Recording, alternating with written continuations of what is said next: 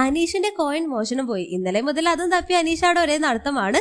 എല്ലാവരുടെയും അടുത്ത് പോയി ചോദിക്കുകയും ചെയ്തു, ആരെങ്കിലും ആ കോയിൻ എടുത്തിട്ടുണ്ടെങ്കിൽ എനിക്കത് ഇപ്പോ തരണം. ആ ഒരു കോയിൻ വഴി കിട്ടുന്ന ചോക്ലേറ്റ് ഞാൻ എല്ലാവർക്കും ഒരേപോലെ വീതിച്ചു തരും.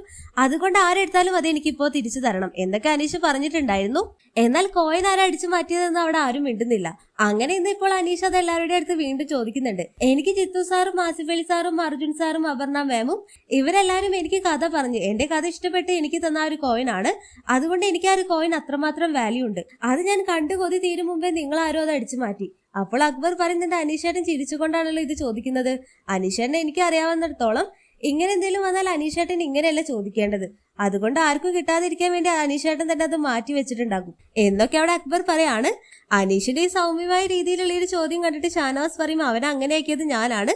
അതായത് ഇത്ര സൗമ്യമായ രീതിയിൽ അനീഷ് സംസാരിക്കാനുള്ള കാരണം ഞാനാണ് എന്ന് പറഞ്ഞ് അനീഷിനോട് പറയും, അനീഷെ നിന്റെ കോയിൻ ഞാൻ കണ്ടുപിടിച്ചു തരാം. അപ്പോൾ അനീഷ് പറയും, ഷാനവാസെ വണ്ടി വിട്ടോ, നീ എങ്ങാനും അത് എടുത്തിട്ടുണ്ടെങ്കിൽ അതെനിക്ക് ഇപ്പോൾ തിരിച്ചു തരുന്നതാണ് നിനക്ക് നല്ലത് എന്നെല്ലാം പറയുന്ന അനീഷിനെല്ലാമാണ് ലൈവിൽ കാണിക്കുന്നത്. പിന്നീട് അനീഷ് കോയിൻ മിസ്സായത് ബിഗ് ബോസിന്റെ അടുത്തെല്ലാം പറയുന്നുണ്ട്. ആരായിരിക്കും അനീഷിന്റെ കോയിൻ അടിച്ചു മാറ്റിയതെന്നെല്ലാം വഴിയെ അറിയാം. അപ്പോൾ ലൈവ് അപ്ഡേഷൻ നമ്മുടെ ചാനലിൽ ഉണ്ടാകും. ആദ്യമായിട്ട് കാണുന്ന പ്രേക്ഷകരാണെങ്കിൽ യൂട്യൂബ് ചാനൽ സബ്സ്ക്രൈബ് ചെയ്യാൻ മറക്കേണ്ട.